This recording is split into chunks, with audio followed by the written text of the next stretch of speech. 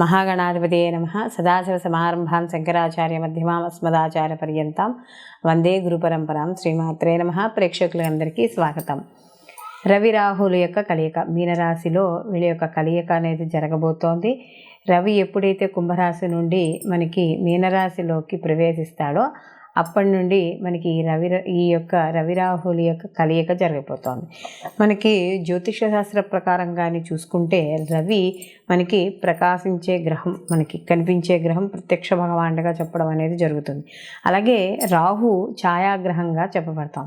అయితే ఈ రవి యొక్క రాహుల యొక్క కలయిక ఎక్కడైతే ఏర్పడుతుందో ఆ ఏర్పడిన యొక్క స్థానాలను బట్టి వాటి యొక్క ఫలితాలు ఉండడం అనేది జరుగుతుంది. అలాగే జాతక చక్రంలో కూడా రవి రాహువులు ఏమైనా ఒకే చోట కలిసి ఉంటే అవి పితృదోషంగా చెప్పడం అనేది జరుగుతుంది. అక్కడ కూడా మనకి కాస్త ఈ రవి రాహువుల యొక్క కలయిక వల్ల ఎలా ఉంటుందంటే రెండు విరుద్ధ గ్రహాలు ఒకరికి పడదు, శత్రుగ్రహాలుగా చెప్పడం అనేది జరుగుతుంది. అందులోనూ ఎప్పుడైతే రవి రాహువులు ఒకే చోట చేరతారో రవి బలాన్నంతా కూడా రాహు తీసుకోవడం అనేది జరుగుతుంది. కాబట్టి అక్కడ రవి శుభస్థానంలో ఉన్న ఆయన ఇచ్చే ఫలితాలు అంత అంటే 100% ఆయన శుభ ఫలితాలను ఇవ్వడానికి ఆస్కారం అనేది ఉండదు. కాబట్టి అలాంటి విషయాల్లో కాస్త ఇక్కడ మనకి ఇబ్బందులు పడడం అనేది ఉంటుంది. అయితే సహజంగా మామూలుగా ఏమైనా రాహు కానీ ఒక మన జాతకంలో ఆయన ఉండే స్థితి బాగుంటే మాత్రం వాళ్ళు చాలా ఉన్నత స్థితికి వెళ్ళడం అనేది జరుగుతుంది. అలాగే జాతకంలో కానీ ఈ యొక్క రవి రాహుల యొక్క కలయిక కానీ లేకపోతే రాహు యొక్క ఉండే స్థితి కానీ సరిగ్గా లేకపోయి ఉంటే ఆయన దానివల్ల కాస్త బాగున్న వాళ్ళు కూడా, అంటే జాతక ప్రకారం బాగున్న వాళ్ళు కూడా కాస్త ఇబ్బంది పడే అవకాశాలు అనేవి కనబడతాయి. అయితే ఈ యొక్క రవి రాహుల యొక్క కలయిక వల్ల సహజంగా ఏర్పడే ఇబ్బందులు ఏమిటి అంటే స్నేహవర్గంలోనూ బంధువర్గంలోనూ మాట పట్టింపులు, వివాదాలు ఇలాంటివి రావడం, లేదా ధర్మానికి విరుద్ధంగా ఏవైతే కార్యక్రమాలు ఉన్నాయో అవి చేపట్టడం, ఉద్యోగాల్లో ఒత్తిళ్ళు కాస్త ఎక్కువగా ఉండడం, ఇలాంటివన్నీ కూడా కనబడుతూ ఉంటాయి. అలాగే మనకి రాహు మాయాకారకుడు. అలాగే ఇక్కడ మనకి జూదరి, ధర్మబద్ధమైన కార్యక్రమాలు ఏమున్నాయో దానికి వ్యతిరేకంగా ఉండేవాడు, ఇలాంటివన్నీ కూడా అంటే మనకి బ్లాక్ మ్యాజిక్ ఇలాంటివి చెప్తూ ఉంటాం కదా, వీటన్నింటికీ కూడా ఈ యొక్క రాహు కారకుడుగా చెప్పడం అనేది జరుగుతుంది. కాబట్టి అలాంటి రాహు అలాగే ఈ రవి ఇద్దరూ కలిసి ఉండడం వల్ల ఈ ప్రస్తుతం ఉన్న గోచార ప్రకారం కానీ చేసుకుంటే కొంత అంటే దీంట్లో ఉన్న ఉండే స్థానాన్ని బట్టి, భావాన్ని బట్టి కొంతమందికి అనుకూలమైన ఫలితాలు అవి కూడా చాలా తక్కువగా ఉండడం, ప్రతికూల ఫలితాలు కాస్త ఉండడం, ఈ రెండూ కూడా ఉండడం అనేది జరుగుతుంది. అలాగే ఇక్కడ రవి రాహువులు ఎప్పుడైతే ఒక రాశిలో కలిసి ఉంటారో జన్మతః అది పితృదోషంగా పరిగణించడం అనేది జరుగుతుంది.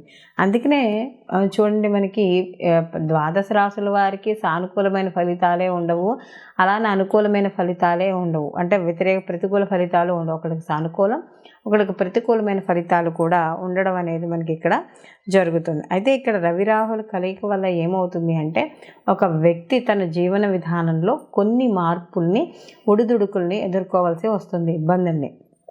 అవి కాస్త వృత్తిలో కావచ్చు, వ్యాపారంలో కావచ్చు, లేకపోతే మనకి ఏదైనా వాళ్ళు చేసే అండ్ ఆన్లైన్ బిజినెస్ ఏవైనా సరే వాళ్ళు బిజినెస్ రూపంలో కావచ్చు కొంత ఇబ్బంది పడడం, లేదా కుటుంబంలో ఇబ్బంది పడడం, ఇలాంటివన్నీ కూడా ఉంటాయి. కాబట్టి కాస్త సాధ్యమైనంత వరకు వివాదాలకి వాటికి దూరంగా ఉండడం అనేది ఎంతో ముఖ్యంగా చెప్పుకోవడం అనేది జరుగుతుంది. దీంతో పాటుగా ఈ రవి రాహులు ఉన్న స్థానాలను బట్టి కూడా కాస్త ఎలా అంటే భార్యాభర్తల విషయాల్లో కావచ్చు, ఇలాంటి విషయాల్లో కూడా ఇబ్బంది పడే సూచనలు, మనస్పర్ధలు, సంఘర్షణలు ఇలాంటివి కూడా ఇక్కడ మనకి ఏర్పడడం అనేది జరుగుతుంది.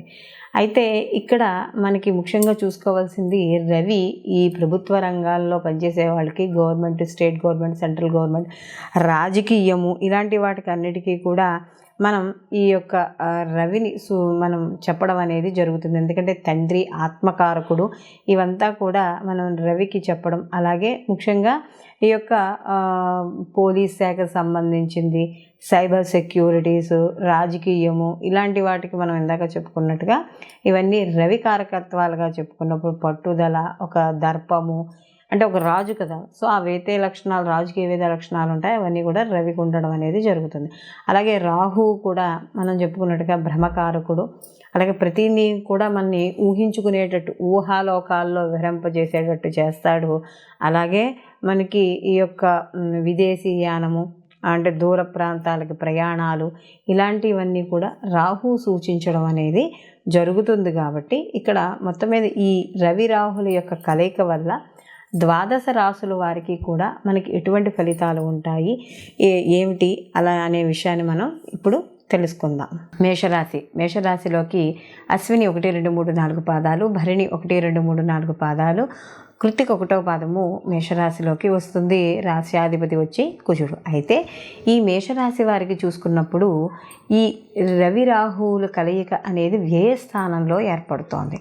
ఎప్పుడైతే వ్యయస్థానంలో ఏర్పడిందో, అంటే సహజంగా మనం వ్యయస్థానం అనేటప్పటికి ఏం చెప్తాము అంటే మన ఖర్చులు, అలాగే స్థానచలనాలు, దూర ప్రయాణాలు, అలాగే వీళ్ళకి రిలాక్సేషను, ఇలాంటివన్నీ కూడా మనం నిద్ర లేకపోవడం, ఇవన్నీ కూడా 12th హౌస్లో చెప్తాం. కాబట్టి ఈ 12వ ఇంట్లో భావంలో ఎప్పుడైతే ఈ రవి రాహువుల సంచారం అనేది జరుగుతోందో, కాబట్టి ఈ సమయంలో సమయానికి నిద్రపోవడం అంటే ఉండదు.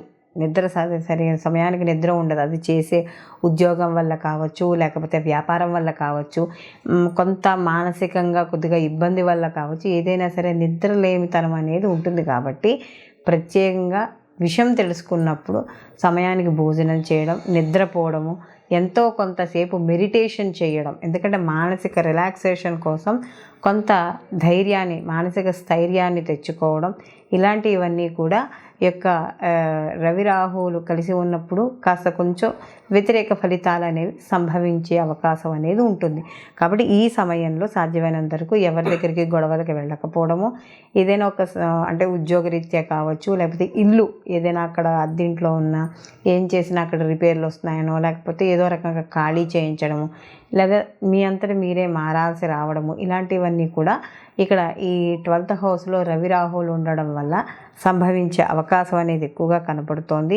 అలాగే సాధ్యమైనంత వరకు ఏదైనా ఇక్కడ మీరు జీవిత భాగస్వామి విషయాల్లో వాటిల్లోనూ ఇంట్లో వాళ్ళతోనూ మొత్తం మీద ఇక్కడ జాగ్రత్తగా ఉండడం అనేది ఈ యొక్క మేషరాశి వాళ్ళకి చెప్పదగ్గ సూచన. ఈ రాశివారు ఈ రవి రాహుల యొక్క ప్రభావాన్ని, అంటే మనకి ప్రతికూల ప్రభావాలున్నా, సానుకూల ఫలితాలు మనకి ప్రభావాలున్నా కూడా ప్రతిరోజు కూడా ఆదిత్య హృదయ పారాయణ చేసుకోవడం. ఎందుకంటే రవి తన బలాన్ని తను సంపాదించుకోవాలి కాబట్టి ఈ యొక్క రవి బలాన్ని సంగ్రహిస్తాడు. కాబట్టి ప్రతిరోజు కూడా ఈ రాశివారు ఆదిత్య హృదయ పారాయణ చేసుకోవడం, అలాగే దుర్గా కవచం కానీ, దుర్గా పారాయణ కానీ, ఎందుకంటే రాహువు యొక్క తీవ్రతను ఏదైతే ఉన్నాయో ఆ తీవ్రతను కూడా తట్టుకోవాలి. సానుకూల ఫలితాలు ఉన్నా కూడా మనకి ఇక్కడ మరింత సానుకూలంగా రావడానికి నిత్యము అమ్మవారి యొక్క ఆరాధన, అలాగే సూర్య నమస్కారాలు, ఆదిత్య హృదయ పారాయణ, ఇవన్నీ కూడా ఈ రాశివారు ప్రతిరోజు తప్పకుండా చేసుకోవాలి. అలాగే సూర్య భగవానికి సంబంధించిన ద్వాదశ నామాలు చదువుకున్నా, అలాగే ఆదివారాలు ఈ ఏదైతే పీరియడ్ ఆఫ్ టైం ఉందో ఈ పీరియడ్ ఆఫ్ టైంలో మనకి ఈ యొక్క రవికి సంబంధించిన ఏదైనా కవచాన్ని పారాయణ చేసుకోవడం, లేదా సూర్యాష్టకం పారాయణ చేసుకోవడం, ఏదైనా చేసుకోవచ్చు. అలాగే ఆదివారం రోజు నియమాలు అంటే సూర్యోదయానికి పూర్వమే లేవడం, అలాగే ఈరోజు తలంటుకోకుండా ఉత్తి చన్నీళ్లతో తలారా స్నానం చేయడం, ఆదివారం రోజు మాంసము మద్యము సేవించకుండా ఉండడం, ఈ యొక్క గోధుమలు నానబెట్టి గోవుకి తినిపించడం, రాహుకాలంలో వెళ్ళి ఆదివారం నాడు రాహుకాలంలో 4:30 to 6 మధ్య రాహుకాలం ఉంటుంది. కాబట్టి ఈ రాహుకాలంలో ఈ గోధుమలు కాస్త ఆవుకు తినిపించడం, ఇలాంటివి చేయడం ద్వారా ఈ రవి రాహుల కలయిక ఇక్కడ ఏదైతే ఉందో దాని నుండి వచ్చే ఫలితాలు, అంటే వ్యతిరేక ఫలితాలు ఏమైనా ఉంటే అవన్నీ కూడా కాస్త తగ్గుముఖం పట్టడం అనేది జరుగుతుంది. సర్వే జనా సుఖినో భవంతు, లోకా సంస్థ సుఖినో భవంతు.